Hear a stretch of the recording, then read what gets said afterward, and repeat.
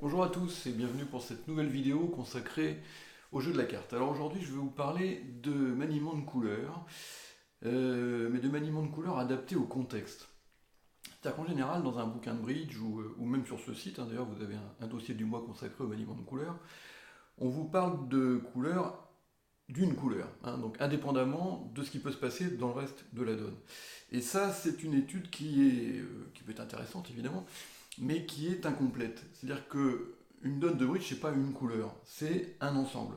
Et on peut très bien être amené à manœuvrer des couleurs de façon anormale, entre guillemets, en fonction du contexte, et c'est donc ça qu'on va regarder aujourd'hui. Alors, on va commencer par cet exemple. Vous jouez le contrat de 600 atouts. On vous entame du valet de carreau, et vous voyez que vous avez 4 levées de trèfle, et vous ne ferez pas mieux, 3 levées de carreau, et vous ne ferez pas mieux, 2 levées de cœur, et a priori vous ne ferez pas mieux, donc dans ces trois couleurs-là, ça vous amène à 9 levées. Bon. Et la couleur cruciale, évidemment, qu'il va falloir manœuvrer, c'est pique. Bien. Alors, si on ne regarde que les piques, indépendamment du contexte de la donne, le maniement optimum des piques, c'est évidemment de faire l'impasse. Bien. Alors, vous jouez un petit pour le valet, alors après ou pas avoir tiré le roi, ça ne change pas grand-chose. Et vous allez donc faire toujours 2 levées, là c'est le roi, et vous allez en gagner une troisième si la dame est placée. Vous allez également en gagner une troisième s'ils sont 3-3, et éventuellement vous allez en gagner 2 si les deux conditions sont réunies. Donc la dame troisième ici. Bien. Alors, la plupart des gens vont pas aller voir plus loin. Vous voyez, ils appliquent des règles qu'on leur a données de maniement de couleurs. Par exemple, on vous dit à 9 cartes, quand il manque la dame, vous tirez en tête, à 8 cartes, vous faites l'impasse. Bon, ça, c'est pas que c'est faux, mais c'est incomplet. Ça ne prend pas en considération l'ensemble du coup. Or, un bon bridger, très fréquemment, quand il lui manque une dame et qu'il a 8 cartes, il va tirer en tête, et quand il en a 9, il va faire l'impasse, parce qu'il aura des raisons annexes qui seront liées au reste du coup. Donc là, par exemple, si vous regardez cette donne-là, moi j'ai besoin de 3 levées de pique. Bien. Quand je fais le maniement optimum, c'est-à-dire petit pour le valet, bien. Si la position est celle-là, dame seconde ici et 4 cartes de l'autre côté, mon maniement va échouer puisque mon impasse rate, et après quand je vais tirer As-3, ça va pas tomber puisque celui-là il en a 4. Or, il était possible de faire 3 levées en encaissant l'As et le roi. D'accord? Alors, en fait, la question dans ces cas-là, c'est de se demander si on ne peut pas cumuler un petit peu toutes les chances. Lorsque vous tirez As-3 de pique, si la dame tombe, vous avez vos 3 levées. D'accord? Et puis si la dame ne tombe pas, rien ne vous empêche de rejouer un petit vers votre valet, qui est encore second au mort, ce qui vous permettra d'affranchir votre troisième levée, soit si la dame est là, peu importe sa longueur, soit si la couleur est partagée 3-3, là encore, peu importe la position de la dame. D'accord? Alors, c'est donc un maniement qui, lorsqu'on veut faire 3 levées, est supérieur à l'impasse directe, puisqu'il cumule 3 chances. L'épi 3-3, on fait 3 levées. La dame placée, on fait 3 levées. Le fait d'avoir tiré As-3 avant n'a pas empêché de faire la levée du valet. Et on rajoute la dame seconde derrière, qui va évidemment faire la différence par rapport au maniement d'impasse directe.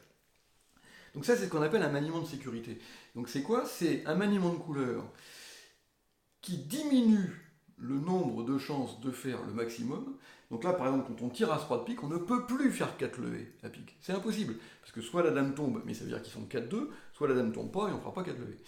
Mais il augmente les chances d'en faire 3. Vous voyez? Donc on sacrifie une partie des chances de faire 4 levées dans la couleur, mais on augmente les chances de faire 3 levées. Donc c'est très important quand vous manœuvrez une couleur de vous fixer un objectif. Donc là, par exemple, vous jouez 600 atouts. Vous n'avez pas besoin de faire 4 levées de pique pour gagner le contrat de 600 atouts. Donc il faut adopter le maniement de sécurité qui augmente vos chances d'en faire 3, c'est-à-dire de gagner le contrat de 600 atouts. Alors, bien évidemment, vous allez me dire la question, oui, mais si on est en tournoi par paire, c'est embêtant parce que je ne peux pas faire 13. Je ne peux pas faire plus 1 quand je fais ça. Alors, ça c'est vrai, et donc là, c'est une question d'espérance de gain. Alors, si on est en match par 4, c'est clair. Pourquoi? Parce que lorsque vous jouez le maniement de sécurité, vous gagnez 600 atouts dans cette position A. Donc la dame seconde derrière. Alors que dans l'autre salle, votre homologue, il a joué pique pour le valet, et lui, il a chuté. Imaginons que vous soyez vulnérable, vous gagnez 17 IMP par votre maniement de couleur. D'accord? Maintenant, si la position avait été celle-là,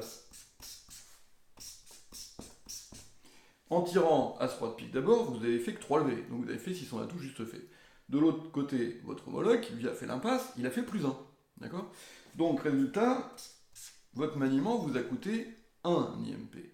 Alors, on ne va pas faire des calculs trop compliqués pour l'instant pour savoir si la position A est d'une probabilité supérieure ou inférieure à la position B. Ça n'a aucune importance. Quand il y a 17 points à gagner et 1 à perdre, il n'y a pas à hésiter. Alors maintenant, en tournoi par paire, évidemment, c'est tout à fait différent. Parce qu'en tournoi par paire, l'important est de savoir si tout le monde joue 600 atouts. Sur cette donne-là, franchement, oui. Vous avez 16 points en face de 18, 34 points dans la ligne. Bon, toute la salle joue 600 atouts. Donc là, effectivement, c'est plus embêtant parce que si vous faites 600 atouts juste fait, 14,40, pendant que toute la salle fait 14,170 à 600 atouts plus 1, vous prenez un 0. C'est-à-dire qu'il y aura le même écart que si, par rapport à ceux qui ont chuté dans l'hypothèse de la dame seconde. Donc là, effectivement, il faut comparer la position A et la position B. Alors, bon, on va pas faire des calculs trop compliqués, mais disons qu'intuitivement, il y a toujours plus de chances qu'une carte soit du côté long que du côté court. Vous voyez, bon, donc la position A va être moins probable que la position B.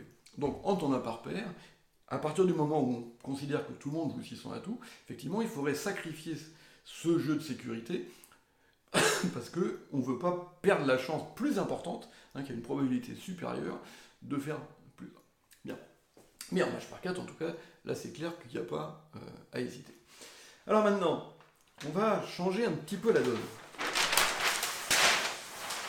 Vous jouez toujours ce même contrat de 600 atouts, toujours sur la même entame du valet de carreau, mais cette fois-ci, vous n'avez plus la dame de trèfle.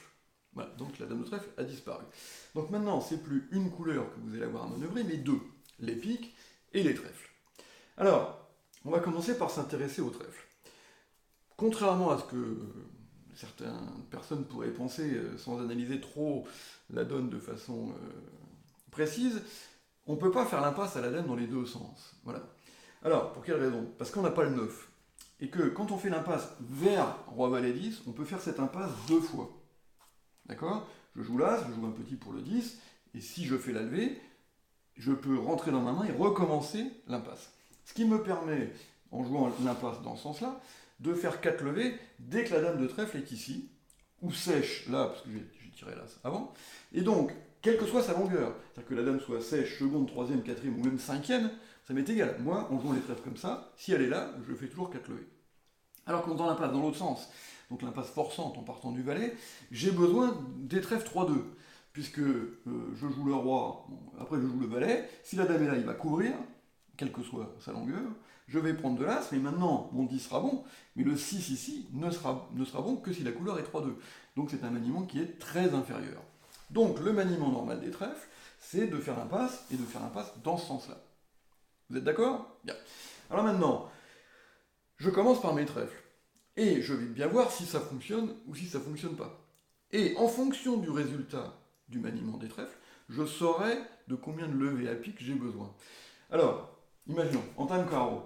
Alors c'est plus le valet, du coup c'est 10, ça n'a pas d'importance. Bien, vous prenez dans cette main-là par exemple, et vous jouez l'As de trèfle. Bon, la dame ne tombe pas, vous jouez petit trèfle pour le 10. Donc là, de deux choses l'une. Ça marche ou ça marche pas.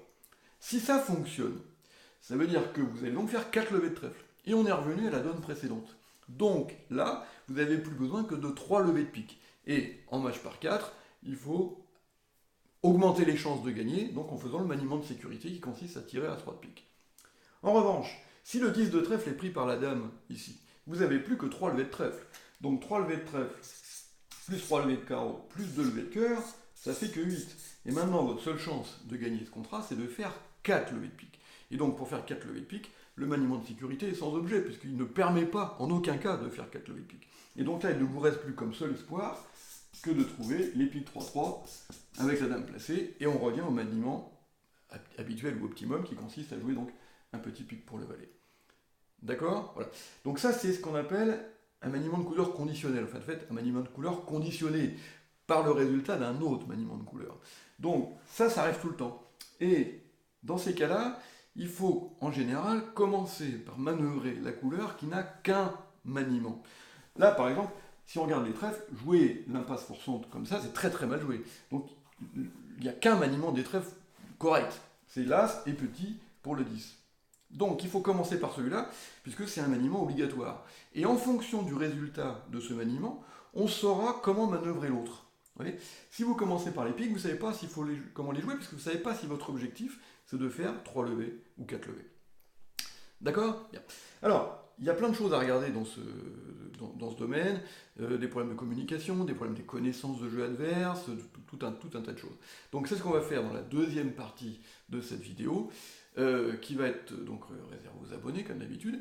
Et puis après, vous verrez, je vous ferai faire des exercices qui sont très amusants parce qu'on va manœuvrer une couleur plein de fois et dans plein de contextes différents, et vous allez voir qu'on va donner des maniements de couleurs complètement bizarroïde, et je me suis inspiré pour ça d'un très bon livre que je vous recommande, qui est un livre de mon ami Philippe Caralp, qui s'appelle Les maniements de couleurs par l'exemple, et si vous tombez dessus, ça sera une bonne lecture, je vous le recommande très chaudement. Voilà, donc à tout de suite pour les abonnés pour la deuxième partie de la vidéo.